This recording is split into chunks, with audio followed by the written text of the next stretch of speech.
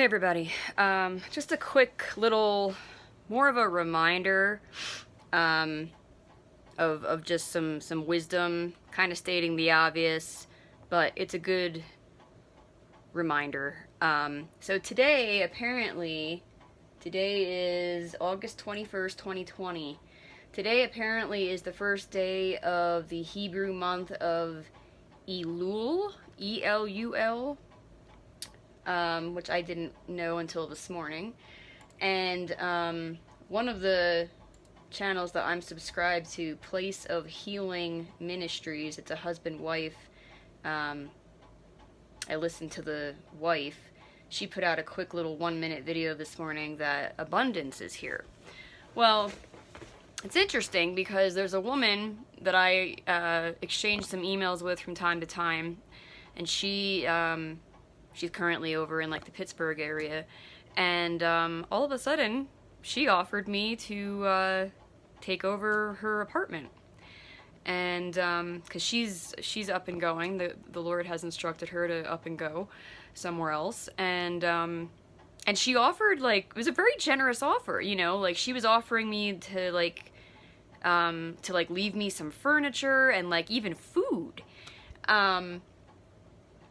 And what's funny is, like, I think it was just like a day or two ago, maybe like 2 days ago, that I was so, I don't know, like antsy or frustrated that I was like pacing in my bedroom praying, and I was just like shouting to God. I was like, Lord, if I have to just pack up everything all by myself, like, and just go, like, that's what I'll do.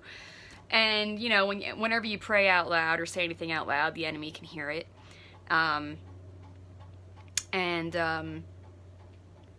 So when this offer comes to me this morning, you know, in conjunction with hearing a word that, you know, abundance is here, of course, my, like, reaction was like, oh, maybe this is the abundance, you know?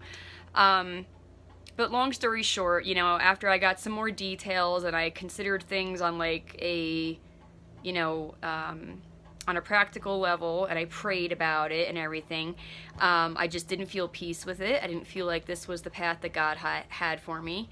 Now, just to give you some context, if you aren't aware, like, I've been in Colorado for 6 years, and I don't like it here. I hate the high elevation. There's less oxygen here. My cat and I both have had a harder time to breathe up here. The Denver metropolis area in general is like a big basin. It's a big bowl, and they put so much chemtrails and crap in the air here that it's just like there's like smog. There's pollution that just kind of like sits here. It's dry, and the place where I'm living right now, the apartment, is kind of like old and kind of skeevy, and like there's no air conditioning, so I have to have my window open 24/7, so then like my nose gets all dried out when I sleep, and like just all this stuff, right? And so I've been like begging God. I'm like, please get me out of this apartment, get me out of this state, get me out of the high elevation, get me out of the desert. I want to go back east, like, so bad. And so this was very, very tempting. But you have to look, I mean, yes, you have to always look at things both in a spiritual fashion, but also on like a practical, feasible way as well. But, you know, ultimately you have to go by whether or not you feel God's peace, and I just didn't feel God's peace. I didn't feel God's peace about the location. I didn't feel God's peace about having to up and go very quickly, because she's up and going, and so she's wanting me or whoever to come and take over her apartment ASAP and just, you know, like sublet, just kind of like pay her the rent and the utilities and everything. And I just didn't feel like, even though my heart, on a spiritual level, like my spiritual heart is ready to go. I'm ready, like, my, you know, internally, I'm ready to go. I'm not ready to go on a practical level, you know.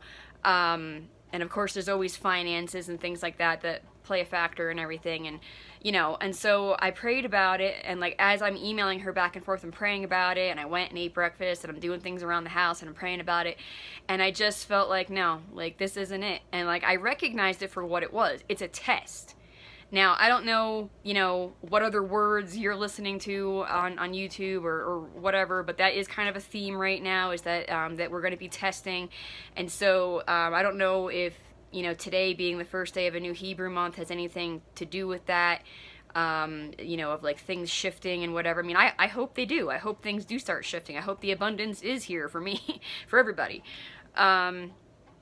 You know, but like I think the Lord is really, really allowing us to be tested. You know, I've recently heard words in the past few days about that, about how our faith is going to be tested and testimonies are going to be tested, which really mean, you know, means faith and, you know, things like that, you know, so yeah, this is definitely a theme right now with, you know, words that other prophets are putting out and everything, but I just wanted to just remind everybody to use your discernment, you know, to operate in wisdom, because just because something, you know, may appeal to your desires, it's not necessarily the path that God has for you. So, nothing revelatory, just more of a reminder to operate in wisdom, operate in discernment, you know, check yourself, try to quiet yourself and just say, okay, Lord, do I feel your peace about this, you know? And that's what I really had to do was, I mean, like, first I was considering, like, all the financial and all that, and I was like, well, that's not really working unless God works a miracle.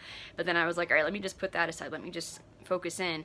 And I just tried to, like, envision myself, like, packing up and going there and going and doing it now and all this and and the location and da-da-da. And I'm pretty sure that God showed me Tennessee, and, you know, and that's something else that some of the prophets are saying right now is to, you know, like that, it's not so much a big theme, it's more of a subtle theme that only a few smaller prophets are saying, but like, that's the wisdom here is, hold on to whatever God showed you. You know, it's real easy to doubt what God showed you. It's real easy to go, well, was that from God? Did I hear from God? Did I see from God?